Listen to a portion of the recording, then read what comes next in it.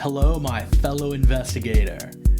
You have arrived at Renegade Files, your underground connection to paranormal excursions, unsolved mysteries, and conspiracy culture. You are now in the company of outcasts, and I'm your host, Lex Gordon, broadcasting this hidden number station tone from the Jungle Villa outpost deep in the uncharted tropics. This is Renegade Files episode 98, Göbekli Tepe, the out-of-place civilization. On this episode, we travel to Göbekli Tepe, the ancient hilltop site that overturned everything we thought we knew about the dawn of civilization. Carved from limestone 12,000 years ago, and then mysteriously buried, this temple complex challenges the very order of humanity. Who built it? Why was it sealed? And what forgotten knowledge might lie in its stones? In part 1, we'll uncover the story of discovery, Klaus Schmidt's 1990s excavation that revealed the world's earliest known temple and sparked a scientific firestorm. Part 2 delves into the competing academic interpretations, the hunter-gatherer sanctuary, the proto-settlement, and the intentional burial that defies all precedent. Then, in Part 3, we open the door to the theories that live beyond the dig site, from lost civilizations and suppressed discoveries to the possibility that Göbekli Tepe encodes a sacred message for humanity itself.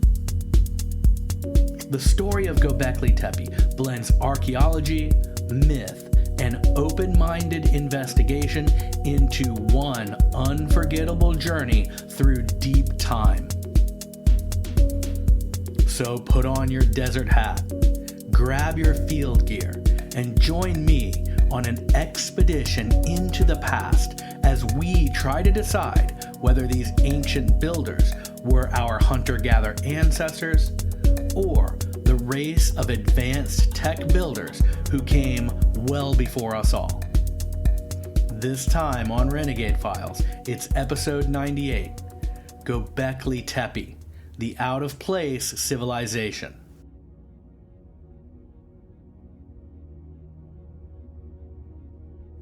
Göbekli Tepe, also called Belly Hill, is a limestone mound rising above the plains in modern-day Turkey.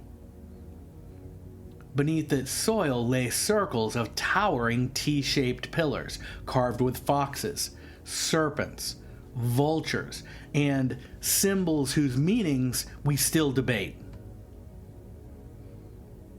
First noted during a 1963 survey, Göbekli Tepe's true significance was recognized in 1994 by German archaeologist Klaus Schmidt, who began formal excavations the following year.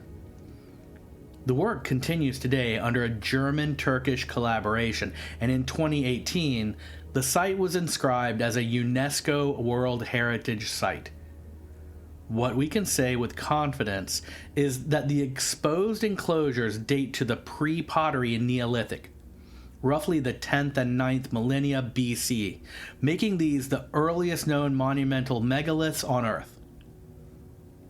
Conventional timelines once taught that temples came after farming and cities, because you needed settled agriculture and hierarchy before you could organize the labor to build stone structures. Göbekli Tepe complicated that story. The pillars and iconography suggest a complex symbolic world at a time when people were, at least according to mainstream archaeology, still on the cusp between foraging and farming. So the initial explanation was that this site was just a ceremonial meeting place for nomads to congregate. And yes, that conflicts with the definitions of nomad, but that's what they went with.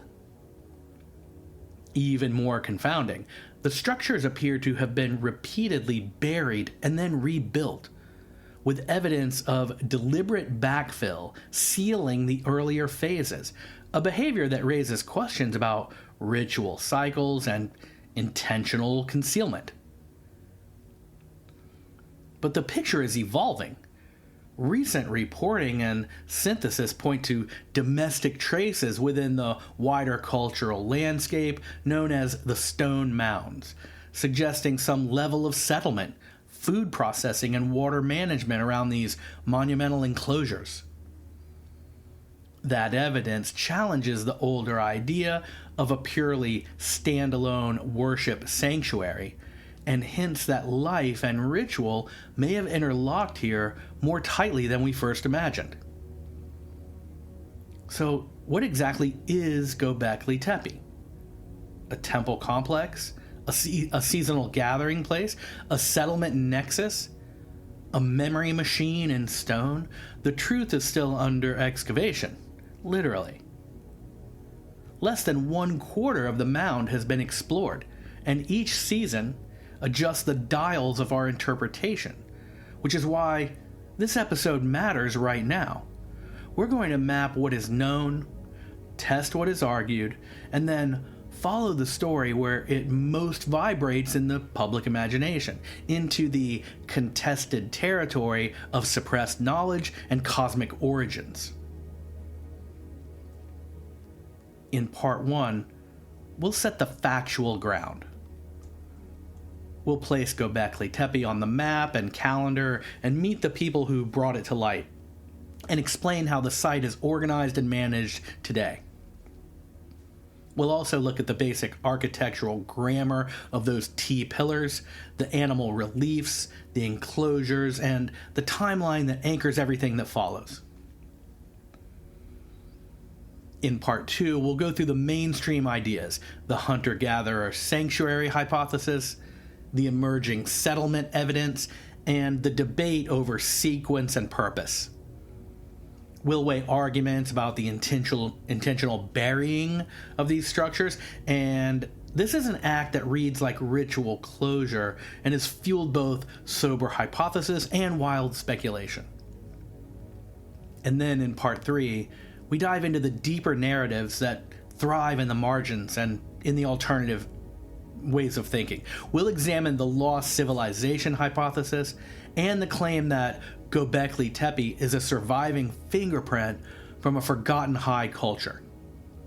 Mixed into this are serious allegations of suppression, where some claim that disclosure of the most disruptive discoveries has been delayed, reframed, or just quietly filed away.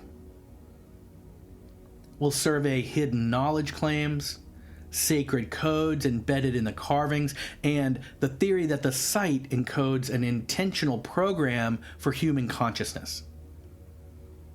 We'll even step into the Anunnaki territory, the extraterrestrial influence storyline that links Göbekli Tepe to our mythic interstellar visitors. My goal, as always, is not to tell you what to believe. It's to give you the cleanest possible profile of this site and the arguments around it, and then invite you to think like an investigator. Together, we will separate facts from speculation, while still recognizing the logical speculation as part of our cultural weather. Because Göbekli Tepe is not just an archaeological site, it's a mirror. It reflects our hunger for origins, our suspicion of gatekeepers, and our desire to make meaning out of stones that have stared into the sun for 12,000 years. Part 1. The discovery and its significance. The story of Göbekli Tepe begins on a lonely rise in southeastern Turkey.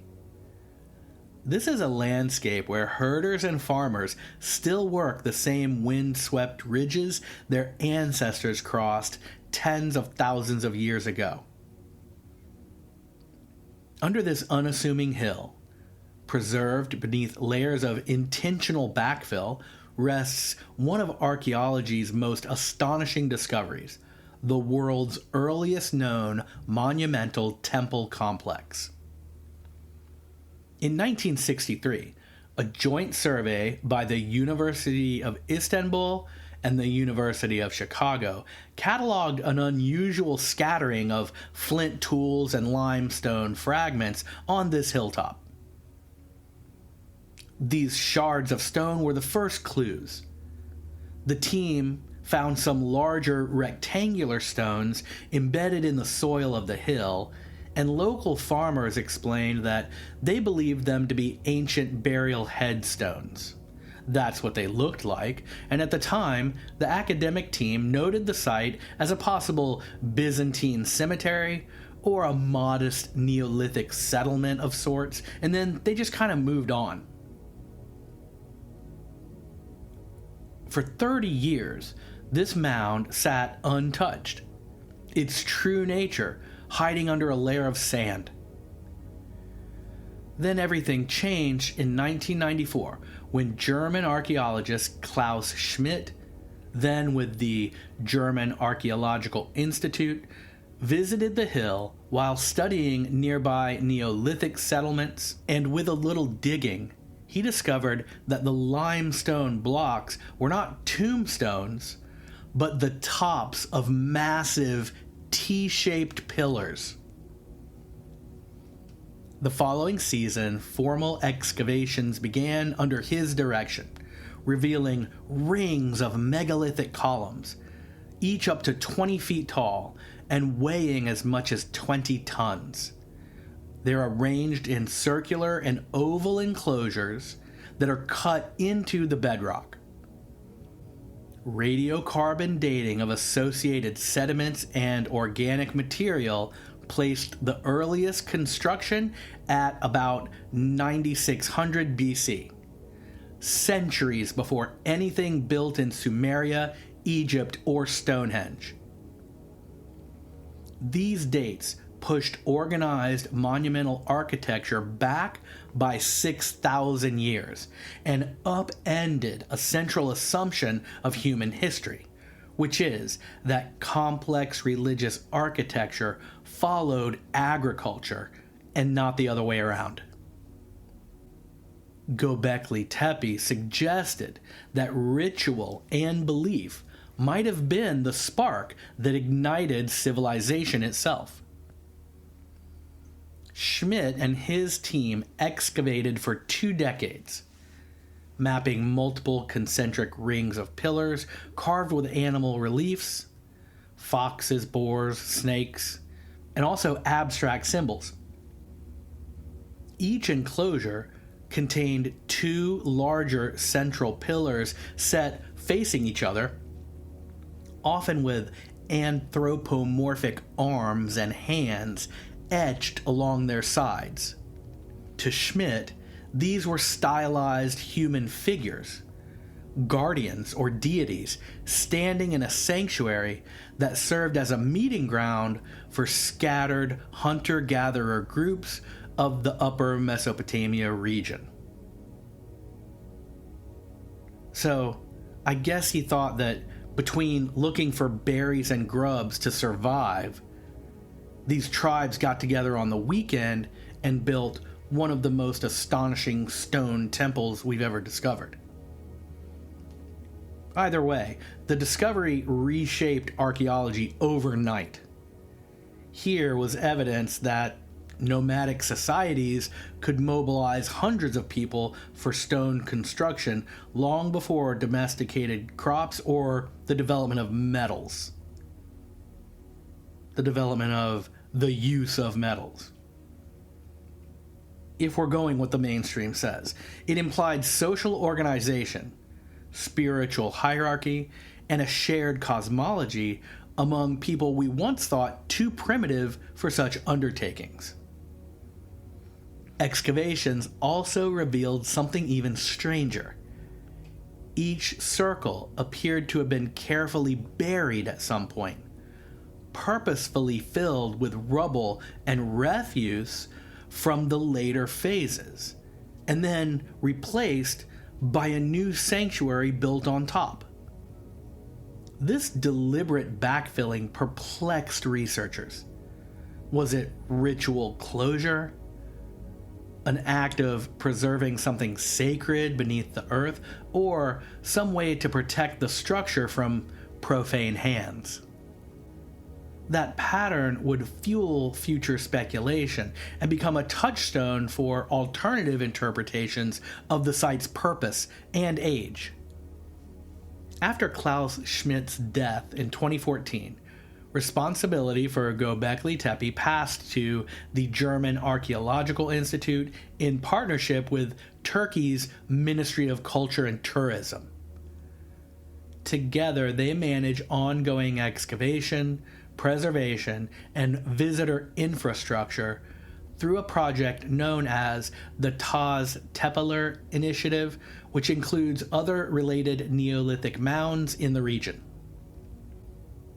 In 2018, UNESCO added Göbekli Tepe to its World Heritage List, recognizing it as, quote, the most important archaeological site of the early Neolithic period and a monumental testament to the symbolic capacity of humankind.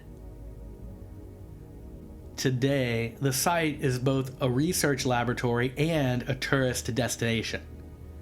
Protective roof structures now shelter the major enclosures, while pathways allow visitors to peer down into history without damaging the fragile limestone reliefs. So fragile that they've survived for 12,000 years. Okay, so anyway, we don't want graffiti on them, I guess. The protective canopy roofs make viewing the site on newer iterations of Google Earth impossible, which is added to the conspiracy theories that something undisclosed is happening at the site. But much more on all of that in the next section, so stay tuned. Teams of archaeologists from Turkey, Germany, and other countries rotate through seasonal campaigns using ground-penetrating radar and digital mapping to locate unexcavated rings that are still hidden beneath the hill. Current estimates suggest that as much as 75% of Göbekli Tepe remains buried, its deepest layers waiting for future generations of researchers, possibly armed with new technologies and maybe new questions. Yet for all its scientific precision, standing on that ridge is often described as a spiritual experience. The pillars rise from the dust like frozen sentinels, their carvings half eroded by time, yet still alive with motion. The site's scale and age create a temporal vertigo. You can feel civilization fall away beneath your feet. It's like the sensation of touching a chapter of humanity that was buried not just by soil, but by our own amnesia. As Göbekli Tepe entered the public awareness, it immediately became a cultural lightning rod. To mainstream scholars, it was a revelation of human ingenuity in a Neolithic world. To alternative historians and conspiracy theorists, it was proof that something much older, perhaps technologically advanced, had once walked those lands. The site's mystique lies not only in its stones, but in its ambiguity. Even today, no one can say with certainty who built it or why it was buried so carefully. The records of its creation, lost. Göbekli Tepe reminds us that history is never static. It shifts every time a shovel digs deeper or a new instrument peers into the earth. For 12,000 years, that hill kept this secret, and in barely 3 decades since, it has reshaped our understanding of where we came from. But, as with every great discovery, the answers raise new questions. And into those questions is where our journey takes us now. Part 2. The official interpretations. The first thing we learn about Göbekli Tepe is that everyone agrees it changed history. The second thing we learn is that no one agrees on what that actually means. When Klaus Schmidt uncovered those first rings of limestone pillars, he set in motion an academic storm that still hasn't settled.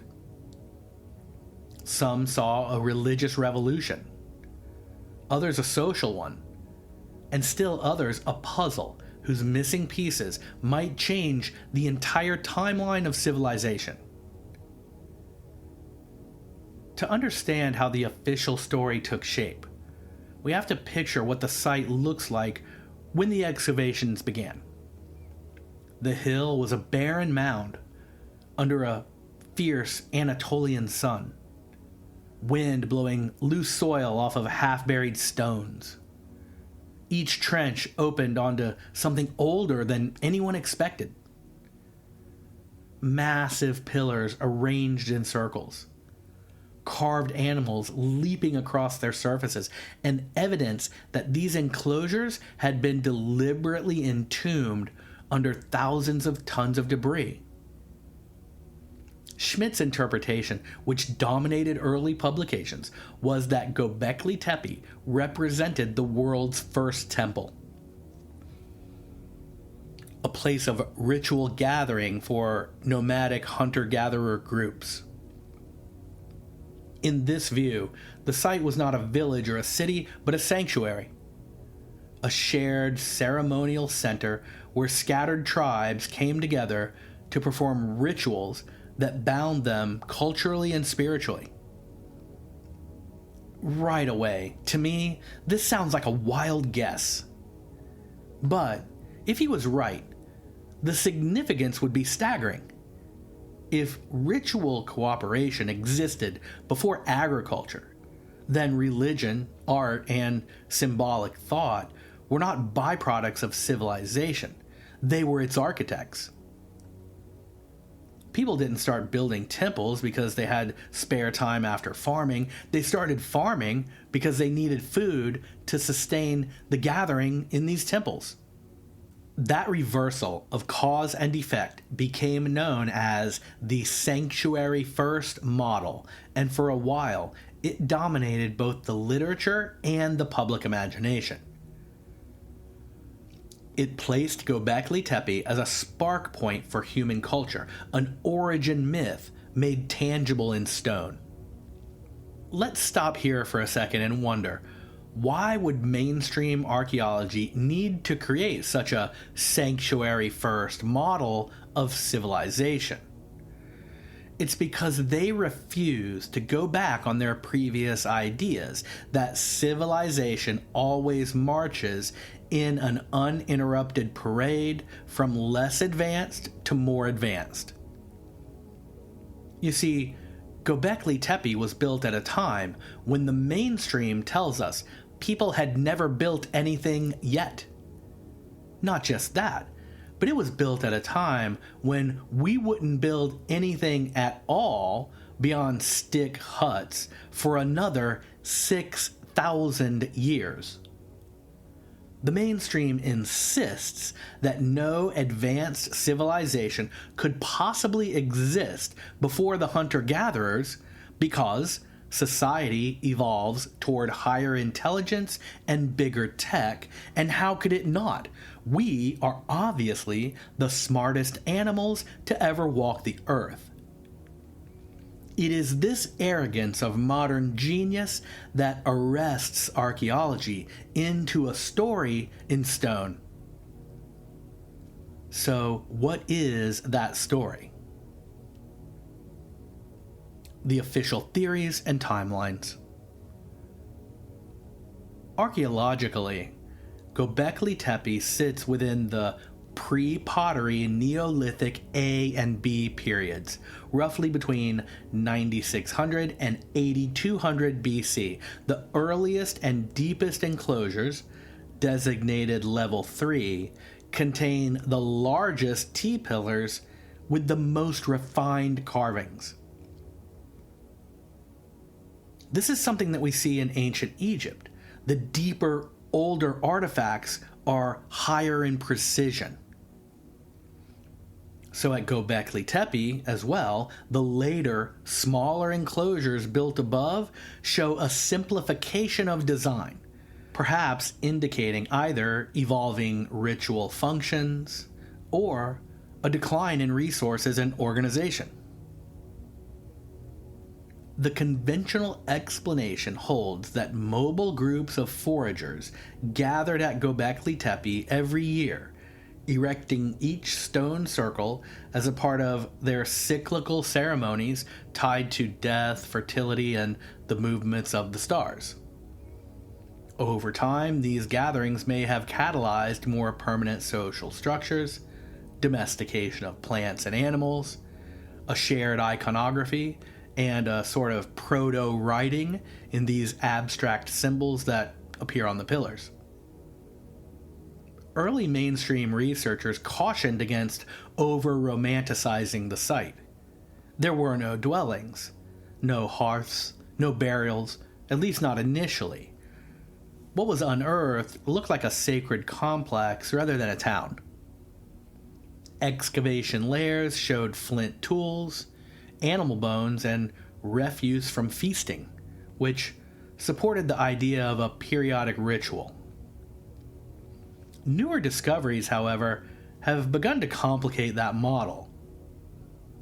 Very nearby Neolithic sites within the broader region show evidence of permanent habitation, storage pits, and primitive architecture roughly contemporary with Göbekli Tepe. Some archaeologists now argue that the distinction between temple and village may not be that clear, that the site was part of a larger settlement, a landscape where life and ritual intertwined. These revisions don't diminish the wonder of the site, they deepen it. Because if Göbekli Tepe was both a temple and a town, both practical and symbolic, then the line between the sacred and the everyday was never as sharp as we've drawn it. In those days, to hunt, to carve, to gather, and to bury something was each an act of communication with the unseen. Even stripped of speculation, the raw data is astonishing. Carbon dating places the earliest construction at over 11,000 years ago, just after the last ice age ended. The builders, whoever they were, shaped more than 200 pillars from local limestone, some weighing 20 tons, using only, according once again to the mainstream, flint tools. It seems very unlikely. But anyway, they hauled and raised these monoliths, according to the mainstream, without the wheel, without draft animals, or metal tools. The precision of their layout suggests planned geometry and coordination that rivals later megalithic cultures. If you want to dig into similar mysteries of math that doesn't add up to the official narrative, be sure to travel back in time to Renegade Files episode number 2, The Great Pyramid of Giza, and episode 13, Advanced Ancient Technology, those being parts 1 and 2 of our Ancient Egypt series. And I really dig in deep in the Great Pyramid of Giza episode. That's episode number 2. Go check it out. So, the Göbekli Tepe carvings are not random decoration. They form repeating patterns of animals, snakes, foxes, and these enigmatic symbols. Some researchers interpret them as totems of clan identity, others as mythological symbols, and some as cosmological maps. It also seems that the carvings correspond to the constellations, and this hints at early astronomical awareness. There are even suggestions that the central pillars represent deities or ancestors, humanoid forms with folded arms, while the surrounding pillars act as participants in some ritual circle.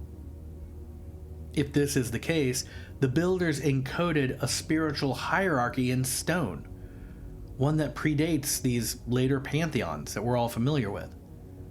Predates it by a long time. Another fact that makes Göbekli Tepe so confounding is not just its age, but its intentional burial. Each enclosure was filled in with rubble, bones, and sediment, and not recently, but by the same people who built it. No natural landslide did this. Someone deliberately sealed the site, layer by layer, as if closing a book after reading it. That single act, the burial, remains the strangest element in this entire story. The conflicts between theories. Within academia, the debates now fall along three main lines. The first insists Göbekli Tepe was purely a ritual sanctuary, an early cathedral of hunter-gatherers, and never a residential site. The second contends that new evidence of food preparation and water storage indicates it was part of an evolving settlement. This blurs the boundaries between sacred life and domestic life. The third, more radical, challenges even the accepted chronology, arguing that the sophistication of the engineering and art suggests an inherited tradition, meaning something older must have come before. These arguments aren't just scholarly, they reveal how fragile our historical scaffolding really is. A single recalibration of dates or reinterpretation of soil layers can shift humanity's origins by thousands of years.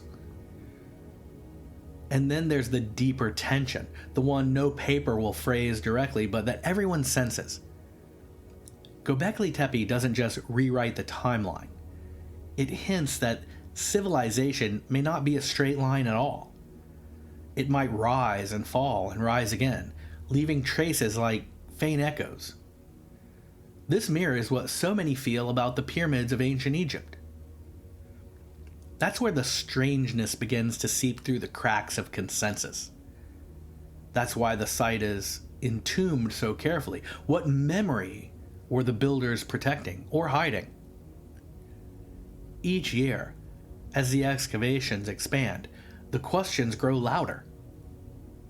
Archaeologists analyze soil samples, radiocarbon curves, and isotope ratios, but the mystery remains intact.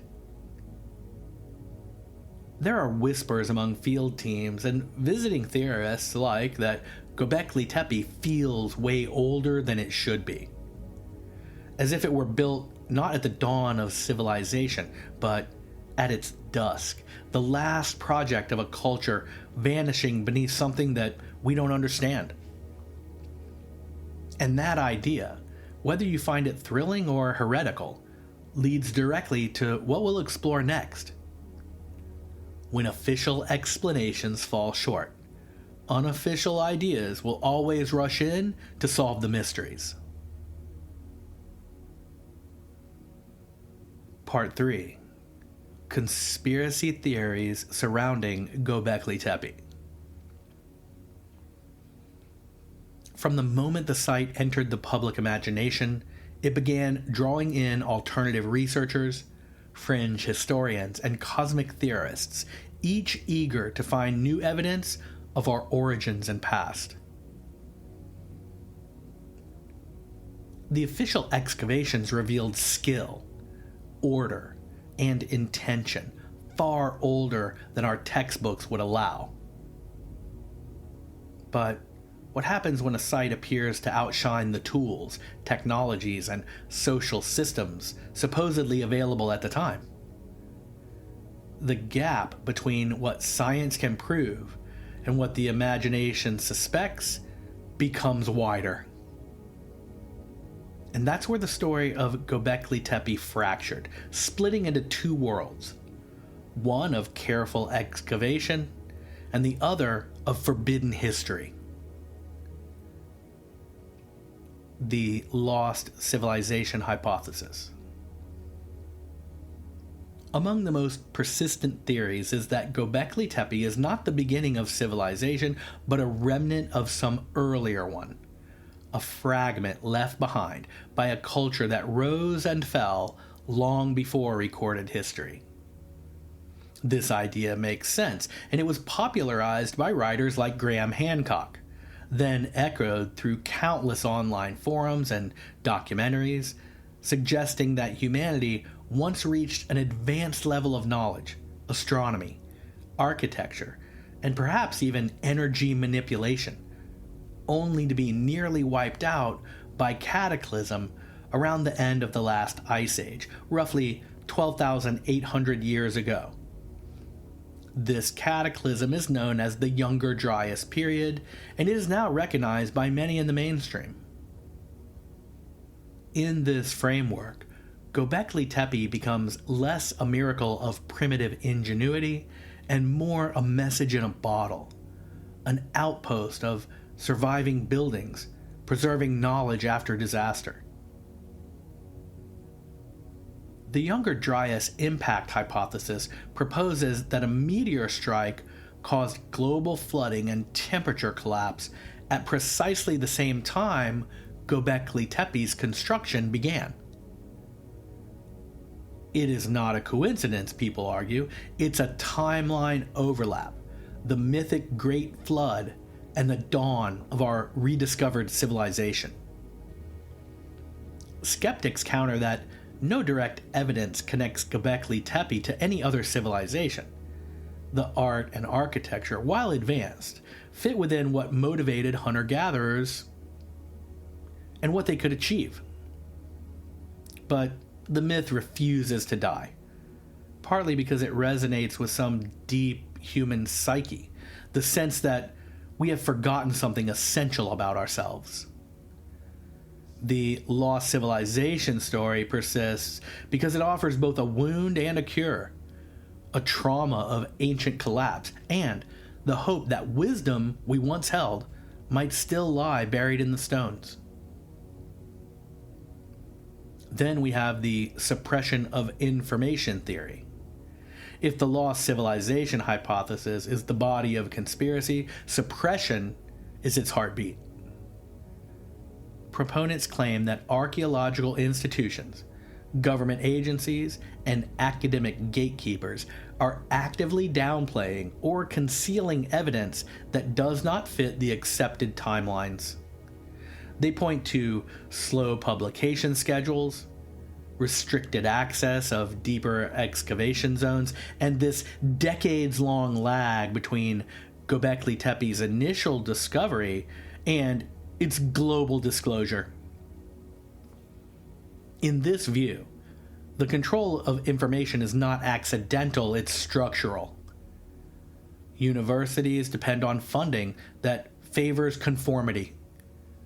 Museum narratives support national prestige, and global heritage sites, especially ones under UNESCO, are curated not just for education, but for stability. A discovery that rewrites the human story can also destabilize the institutions that guard that story. Researchers involved with the project reject these accusations outright, noting that the work is methodical because it must be. Excavation is slow to preserve context, publication lags because of peer review, and sensitive artifacts require conservation before they're publicly released. All of this is true, and yet the suspicion of secrecy remains. Part of it is optics. Photographs circulate online showing tarped pits, sealed trenches, limited access areas, signs that say, research only. For those so inclined, this looks like control. For archaeologists, they say it's just good preservation. The deeper reason this theory endures may not be literal censorship, but emotional dissonance. We live in an era where information flows freely, yet meaning feels restricted. The idea that someone somewhere holds the missing truth gives chaos a villain and curiosity a target. We are lied to in the media so continually, and official positions take U-turns so often that our reflexes have become preconditioned to suspect a lie. And maybe that's the paradox Göbekli Tepe embodies. A monument of openness, its carvings exposed to the sun, but now surrounded by invisible walls of bureaucracy and myth, and literal tarps and roofs. The next conspiracy theory is hidden knowledge and secrets. So another recurring theme is that Göbekli Tepe was never meant to be fully understood, even by its creators. Instead, it is a vessel for encoded wisdom, a symbolic archive, recorded on stone instead of papyrus. Esoteric theorists suggest that the site's layout preserves astronomical and geometric knowledge. Some see the arrangement of pillars as star maps, particularly of Orion, Sirius, or the Pleiades. The Pleiades always make an appearance, don't they? Others detect mathematical ratios suggesting sacred geometry.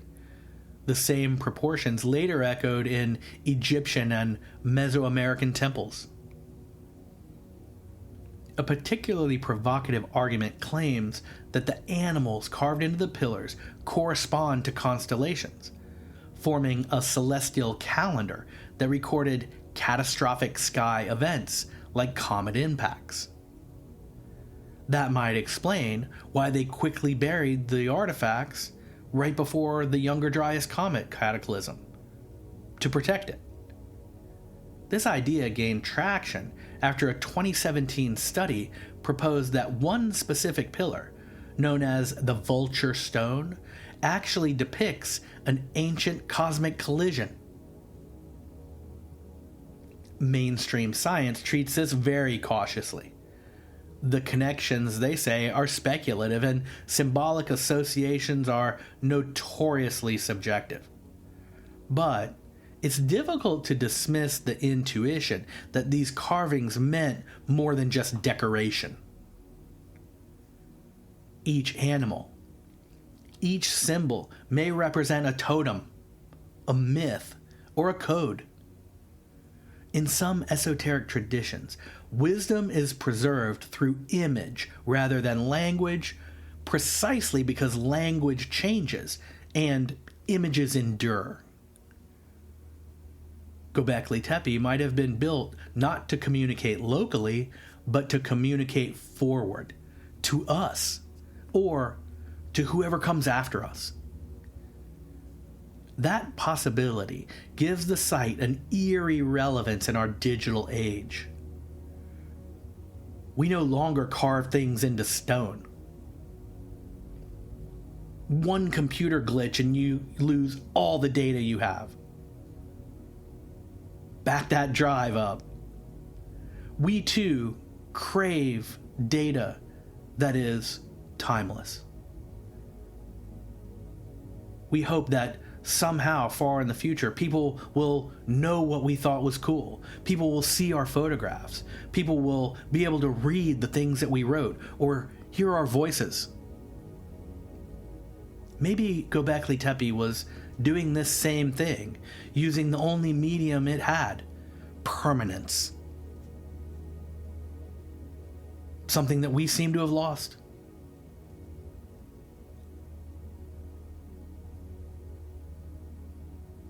The next conspiracy theory is the extraterrestrial influence and the Anunnaki connections. Wherever ancient precision meets mystery, the extraterrestrial theory is right behind it. In the case of Göbekli Tepe, some theorists link it to the Anunnaki, the ancient Sumerian deities described as sky gods who descended to Earth to shape humanity. Because the site predates Sumerian civilization by thousands of years, these stories have been retrofitted to propose that the Anunnaki, or some other advanced non-human intelligence, seeded that early culture. And the knowledge here has long been lost to recorded history. The argument goes like this. The engineering skill and symbolic coherence of Göbekli Tepe far exceeds what we expect from pre-agricultural humans. Therefore, it could reflect guidance from a more advanced source, possibly extraterrestrials.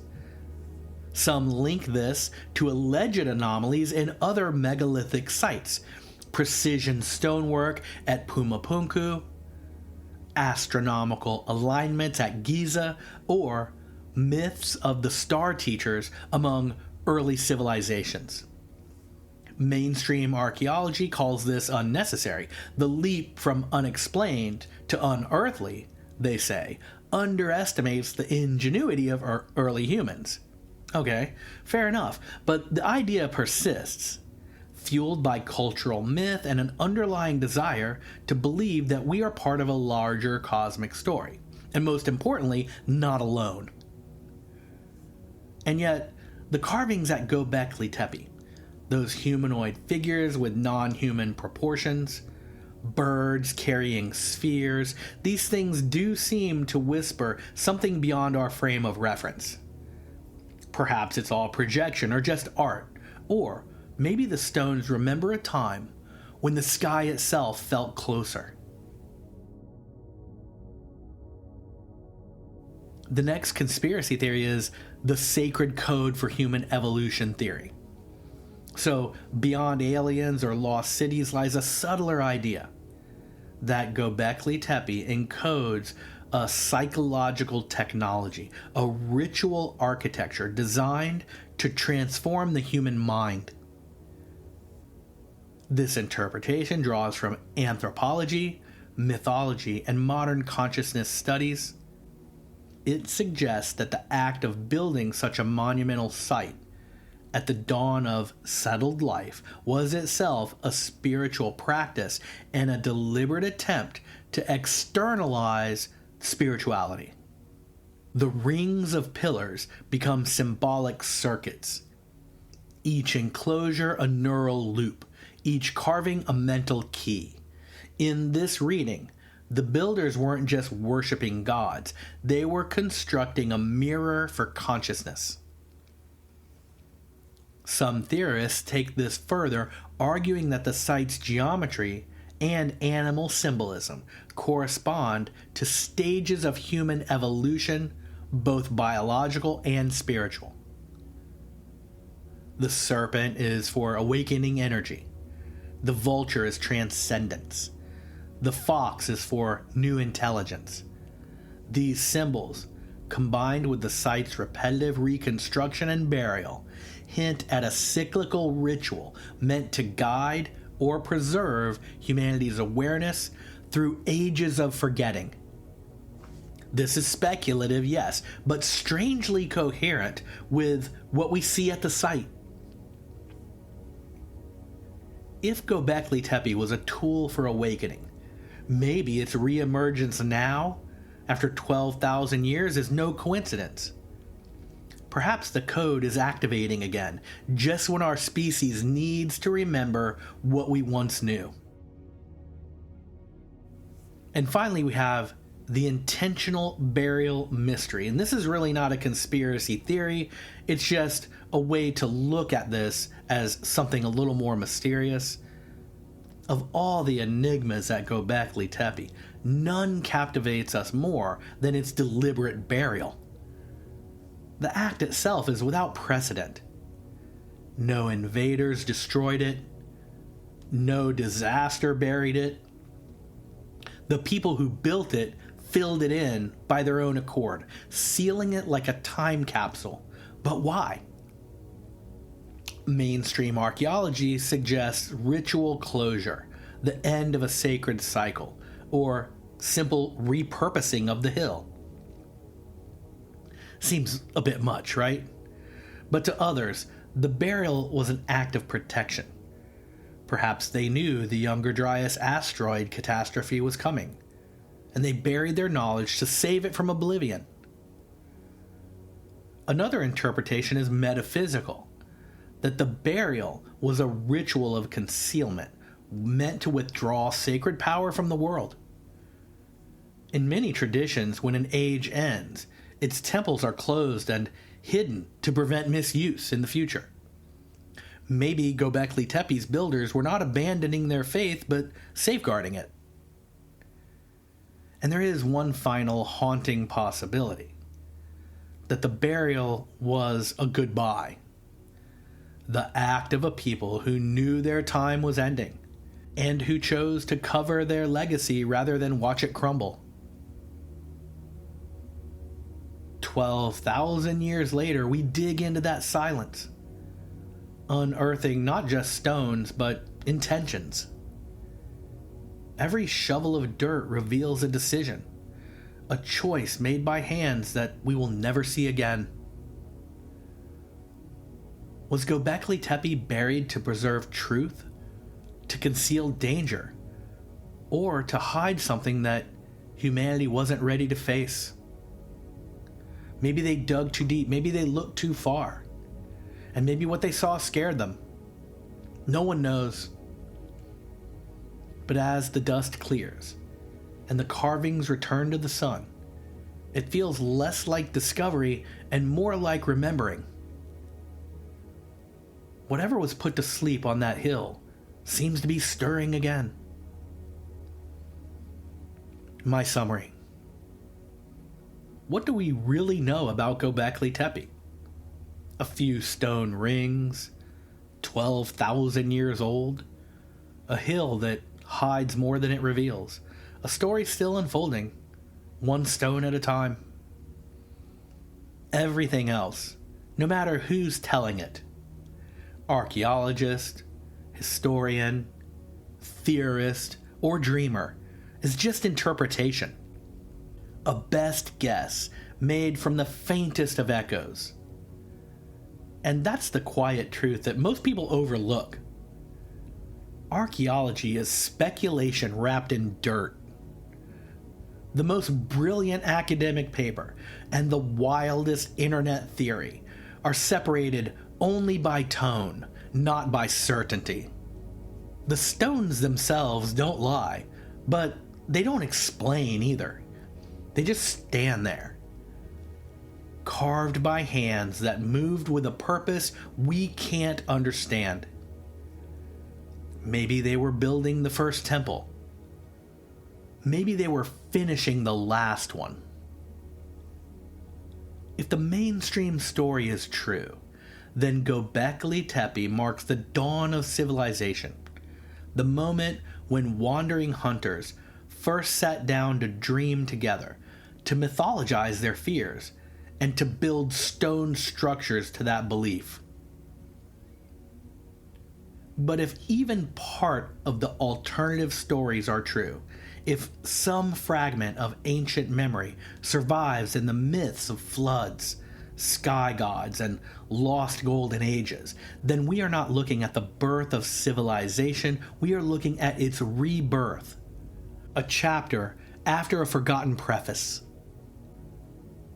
The lost civilization hypothesis may sound like romantic fantasy, but think about what it actually says. That human ingenuity and consciousness might not evolve in a straight line, but in cycles. That we rise, peak out, and collapse, to eventually rise again, and each time this cycle leaves clues for the next awakening. That sounds far more logical than the mainstream talking heads who ridicule conspiracy theorists would have you believe. The status quo hates a free thinker because a cyclical humanity is uncomfortable for a species obsessed with progress. But maybe the reason Göbekli Tepe seems out of place is because we are out of sync. Maybe we're the amnesiacs in this equation. Maybe the builders weren't primitive. Maybe they knew things that we have forgotten. And what if, just imagine for a moment, some of the other theories are true? What if the carvings really are codes, star maps and symbols, not of animals, but of constellations, of events in the sky, of messages meant to survive the collapse of memory? What if the builders were the survivors of a cataclysm, burying their knowledge like a time capsule for us to find when another full turn of the cosmic wheel comes around? What if those long, angular humanoid figures carved into the pillars aren't gods or ancestors at all, but portraits of the ones who taught them? Strangers from the stars, the original watchers, leaving their mark before disappearing again. And what if the act of the burial itself wasn't fear or ritual or practicality, but obedience? What if they were told to cover it up, to wait until humanity was ready again? If any of this is true, even part of it, then Göbekli Tepe isn't just an archaeological site, it's a message across time. A call and reply between epochs. And whether you side with the textbooks or the tinfoil hats, the mystery itself is the point. Göbekli Tepe reminds us how small our sample of history really is. One site, one hill, one excavation can redraw the map of humanity overnight. So who can say that the alternative theorists are wrong? They might be archaeologists of the imagination working with different tools but chasing the same truth. Because the difference between science and myth has always been more about vocabulary than vision. We all look at the same stones. We just frame meaning from a billion different perspectives. Right and wrong are the black and white of a simplistic worldview of division created by those who wish to control the controlled. In the end, the enigma of Göbekli Tepe may not lie in its age or construction, but in its persistence. Something about it refuses to fade. It wants to be seen again. It wants to be remembered. And when you picture those pillars rising from the soil after 12,000 years of silence, you realize this: the past is not dead, it was only buried. And every time we dig it up, we're not uncovering their world, we're rediscovering our own. Thank you sincerely for investigating Göbekli Tepe, the out-of-place civilization, with me. You can help crowdfund this show and get bonus episodes and a lot more at patreon.com/Renegade Files.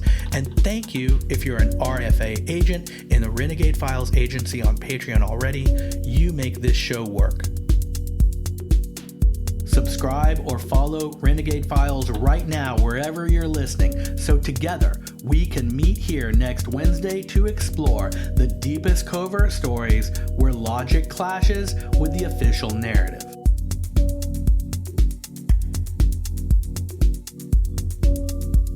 I am so happy to have you in the Renegade Files crew.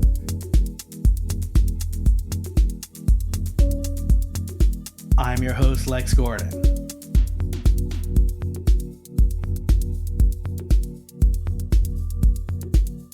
Stay wild, time warp child.